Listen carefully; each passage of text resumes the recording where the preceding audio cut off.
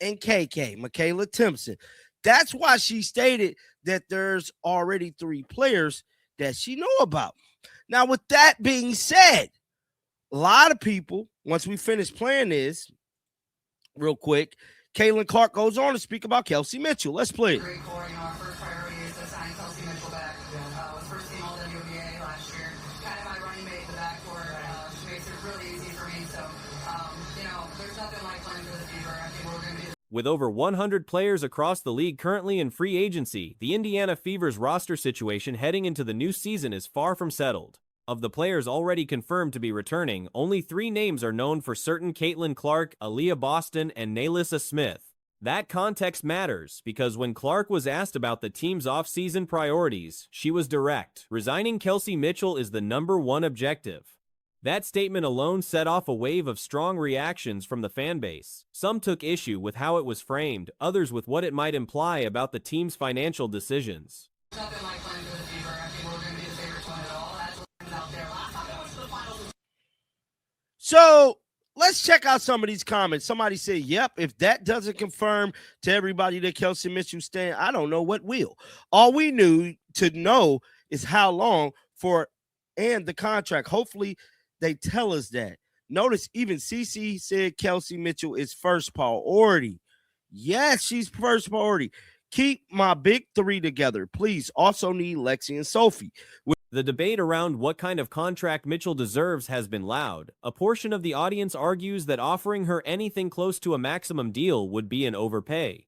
Others counter that Mitchell practically carried the team deep into the previous postseason, and walking away from her would be a clear mistake.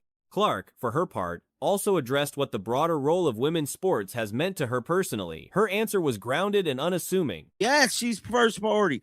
Keep my big 3 together, please. Also need Lexi and Sophie, which they going through some stuff right now. We'll talk about that in another video. Somebody else said this is great, but giving Kelsey Mitchell anything close to a max deal would be a bad decision. And I have to agree. Kind of my running mate in the backcourt. Kelsey almost carried them to the finals herself. They would be silly not to give her not to give her after in free agency. Sometimes these people write stuff kind of weird.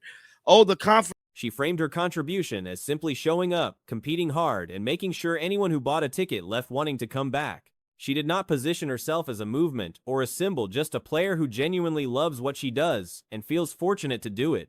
Mitchell's own words, shared publicly during the final stretch of last season, painted a picture of someone fully invested in staying. She spoke about her time in China during the offseason, the cultural exposure, the physically demanding style of play, and the perspective it gave her on international basketball. She described it as meaningful growth, even if the conditions were rough. Right stuff kind of weird. Oh, the confidence has me shaking, GOAT. Favorite to win is the Fever. At this point, if they keep Kelsey Mitchell, they have to become right in the middle of it, and everything's happening right now. Like, what do you feel like your role is in the growth of women's sports? Man, I honestly think I'm just very much myself. That's how I try to approach it. I'm not here. This was never my goal to change women's sports. Like, I just showed up and I played and I loved every single second of it. And, I feel a responsibility to show up and put a smile on everybody's face that buys a ticket and comes and watches us play. On the subject of her 8th year with the franchise, Mitchell was reflective. She acknowledged she never imagined still being in Indiana this deep into her career, but made clear she is grateful for it.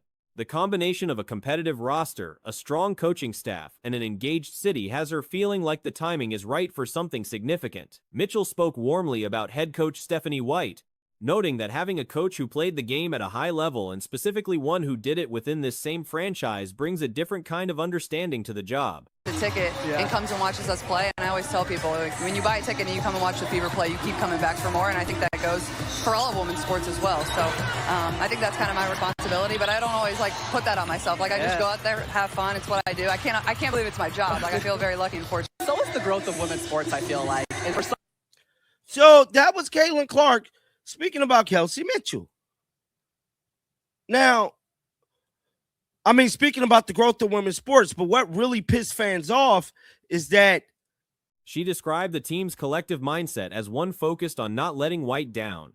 The $78 million practice facility also came up. Mitchell recalled seeing early renderings after returning from China and being genuinely stunned. She compared it to the kind of infrastructure that top college programs have long taken for granted and expressed gratitude that the organization is making that level of investment in the players not just for what it signals, but for the practical off-season training value it provides. They mad about the Kelsey Mitchell thing. And my thing about it all is that they kind of need Kelsey Mitchell, at least this year, to possibly win a championship. You can say what you want about Kelsey Mitchell. We all could nitpick at things. We all could say a lot. But this was last time we really got to hear from Kelsey Mitchell on her own, in her own words. Let's listen. This was back in August. Looking back at year 1 and forward from year 8, Mitchell said the franchise has evolved in ways she is proud to have been part of, from the early culture built by veterans who are now coaches, to the current moment where everything has converged into a genuine championship window. All of it points in the same direction. Mitchell appears ready to stay. The contract terms are the only remaining question. In her own words, let's listen. This was back in August. China was an experience. Culturally, I was able to learn a lot. The food was very interesting. I was able to try a lot of different things I didn't know. But overall, I think the basketball, which is the reason I was there, was very impactful. Very rough and rugged basketball. You kind of got to get out the mud there. So it's kind of like, I don't know, I grew a different respect for how they play basketball internationally. So it was a good experience overall, though. It's not the same food as people think here. No, not at all. Caitlin Clark appeared on NBC last night as part of their Basketball Night in America coverage. Maria Taylor sat down with her and, as expected, the conversation covered two major topics: the newly ratified CBA and the state of the Indiana Fever heading into the upcoming season. On Kelsey Mitchell, Clark left zero room for interpretation. Nobody seriously anticipated she was going to publicly distance herself from her backcourt partner, and she did not. No, not at all. Yes, I know you have a huge appreciation for this game. Yeah. And this is what you're portraying right now in your career. How much are you looking forward to this opportunity to play with these ladies here and try to win a championship? Oh, man, that's a great question. I'm very excited. Anybody that know me, like, I kind of just look at the basketball part for what it is. And I look at year 8 and where it started. And I don't know, I never thought I'd be here. I'll be honest about that. But I'm grateful for the experience. And I think, like, having this group and having us in the city of Clark made it clear that bringing Mitchell back is the top priority. She wants the band back together, this time with a full healthy season and a genuine championship push. Outside of salary cap math, very few people were actually calling for Mitchell to be moved on from anyway. The financial argument that keeps circulating goes something like this: spend $1.4 million on one player, or spread that same money across two solid contributors and effectively double the value. Ever considered that she would ever come out and say that, and she didn't. She wants to keep Kelsey Mitchell on the team. She wants to run it back. This time with her being able to be involved, healthy, and try to win a championship. I don't know a whole lot of people that's calling for Kelsey to be let go outside of the key fact of the economics of all this. And that's what people are bringing up, right? People are saying, look, you can pay $1.4 million for one player, or you can pay $7. That logic makes sense on a spreadsheet, and it is driving a lot of the debate around Indiana's roster construction. The counterpoint is that even without Clark on a max deal yet, the Fever are already looking at roughly $2.93 million committed across 3 players alone. 7 more roster spots need to be filled after that. Running a thin squad with high-end talent at the top and nothing behind it is not a championship formula. Or you can pay $700,000 twice for 2 good players. All right? And I think that's a lot of people's thought process with the Indiana Fever. You're getting a 2-for-1 if you decide to let Kelsey walk. A lot of people have also said, oh, this is just going to work because, well, Caitlin's not on a max yet. Okay, you're still talking about, $2.93 million of the depth matters, and every contender knows it. This cap squeeze is not unique to Indiana either. Every franchise is navigating some version of this right now. The Liberty, for example, are sitting on 3 max-level players simultaneously, and the math simply does not work long-term. $3 million of the salary cap gone, just like that, with 3 players. You got to get 7 more players on this team. Unless you just want to run a bunch of whatever out there on the court with these 3. Maybe some people believe you can win a team that way. I believe a team needs to have some kind of depth if you want to win championships. Now, I would be remiss in not. One of those situations will have to resolve itself. Clark's exact words on Mitchell were straightforward. She described Mitchell as her running mate in the backcourt, said she makes everything easier, and called signing her back the first priority of the offseason. She also made clear that the goal this year is the same as it was last year, win it all. Championships. Now, I would be remiss in not pointing out every team's got this problem now.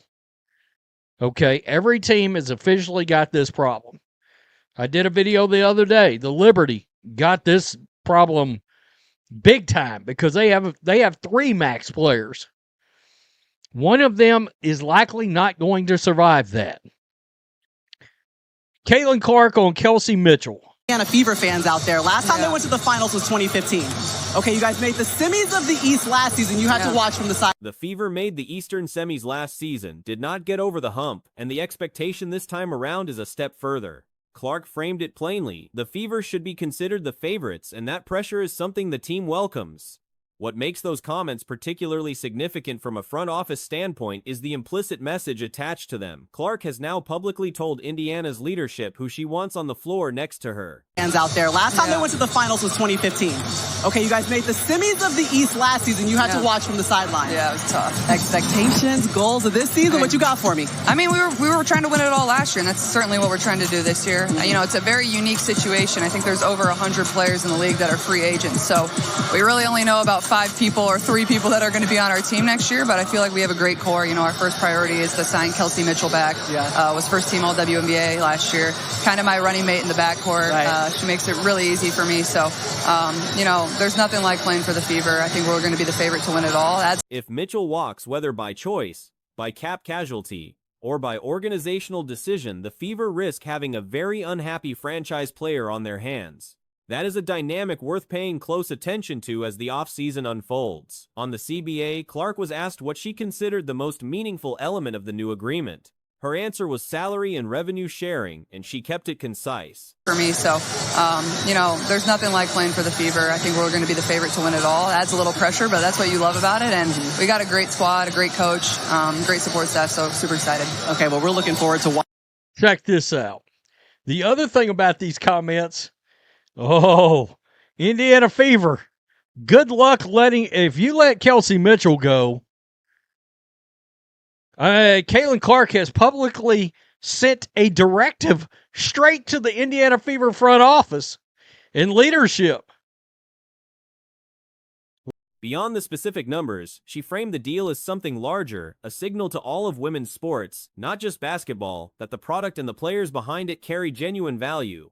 She acknowledged the people on both the league and Players Association sides who gave significant time to the process, describing late nights, 10-hour sessions, and meetings running until 4 in the morning. There was real appreciation in her tone for how much personal sacrifice went into getting it across the finish line. Clark also briefly touched on expansion during the conversation, specifically mentioning the Connecticut Sun's relocation to Houston, a notable reference given the Texas market size and the obvious implications for the league's growth in that region. Straight to the Indiana Fever front office and leadership. What happens if you can't re-sign her? If she ultimately doesn't want to stay, or if leadership believes they need to let her go. This is going to get so interesting because if Kelsey Mitchell goes, you run the risk of the best player on the planet being very disgruntled. So I'm just pointing that out. Now, Caitlin Clark also talked about this. As a television presence, Clark continues to stand out. Her comfort level in front of the camera, the way she communicates, and the natural likability she projects all point toward a future in broadcasting whenever her playing days eventually end. That quality being someone the audience genuinely enjoys listening to is arguably the most important trait in that line of work. It is not automatic. Also talked about the CBA. Between the WNPA and the WNBA about trying to get the CBA ratified. Yeah. Here we are. We did it, baby. It finally went down. I mean, when you take a look at what's outlined, what do you feel like is like the most transformative deal point? I mean, I think the salary and revenue sharing, I think it's as simple as that. And obviously there's a lot of great things in the CBA as we move forward. But I think simply that, I think it sets a precedent for all of women's sports going forward, not just women's basketball, that we're truly valued and the product that we put on the floor is truly valued. So Plenty of all-time great athletes have stepped in front of a camera after their careers and fallen completely flat. It is a different skill set entirely, and Clark appears to have it. The argument could be made that she could handle NBA analyst work just as competently, which is not a small claim. Beyond the professional polish, the crowd that showed up to the NBC event last night, parents with their daughters, fans in jerseys who came specifically because Clark was there, was its own kind of statement about the reach she has built.